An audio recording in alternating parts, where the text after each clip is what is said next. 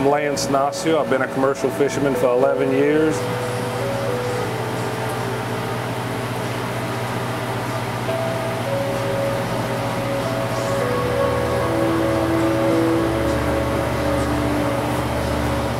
This boat here was built in 2000. It was a traditional ice boat.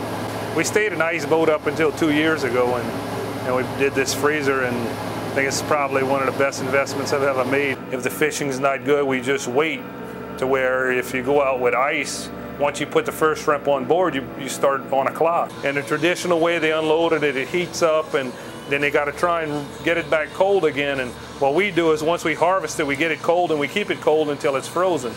It allows us to have a little breathing room and allows us to sell our product to whoever we choose and not just to one dock. The prices fell after 2000, so what we did was we started to do direct marketing, networked with different organizations, and found avenues that we could sell our shrimp for a price that we can afford to fish. We do a farmer's market in Baton Rouge, and been a part of the White Boot Brigade since it started, and in this industry we have to change with the times. This thing here has been probably by far one of the best investments I ever made on this boat. Was this deck freezer here. 7 shelves in it, and it holds roughly 1,050 pounds of shrimp at a time. But we just load it as we catch shrimp, and then we stage it into our holding freezer down below. This here is a -40 freezer hole where we store the shrimp. And this process all takes place while we harvesting shrimp. You know, we do it all out on the water, and just me and one man can handle whatever volume comes across the deck. It's not as hard as people think, what we're doing.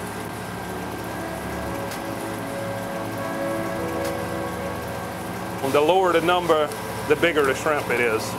This is a box of 10-15s. What we do with these smaller shrimp is we package them in 30-pound boxes. What that does is helps us to use less packaging, and we could also fit more shrimp in the boat.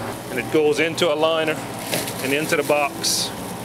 And this is what's called a shatter pack. These shrimp aren't frozen in water, so they can be individually taken apart. And then we fold up the bag, try and keep the air out of it. The box has a lock on it to keep it closed. And that's ready to go in the freezer. This is the frozen product. And as you can see, it looks just like we put it in there. But these shrimp, you know, they come apart real easily. There's a lot of people who's allergic to sodium bisulfite, so we don't use any sulfites at all whatsoever on this boat. Yeah, all the preservatives that we use are natural. One which is called Everfresh, and another one we use is called Zyrex. And they don't even have to be listed on the product. And for a wholesale level where they're going to go out and resale it again, you almost need to put something on it because melanosis is a common problem in shrimp.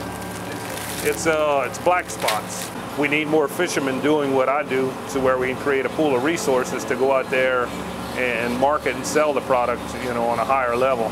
At first, a lot of them were skeptical. They didn't think we can do all what we're doing, and now, you know, you got a lot of them looking at us thinking it would be really nice to be able to do what we do, you know, because we have control of the product. We're not at no one's mercy.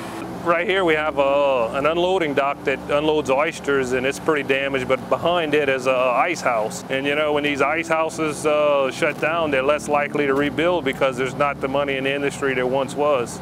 Most of these fishermen are relying upon docks to get ice, to where us with this freezer, we actually went out between Gustav and Ike. You know, all we need is fuel and water, and this boat's good to go.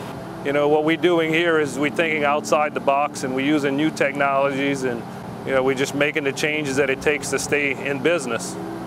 People think that the industry's over, and I think we have a bright future in the industry if people are willing to change and accept change. We just need to figure out how to capture and treasure the resource. And that's what we've been able to do with this freezer.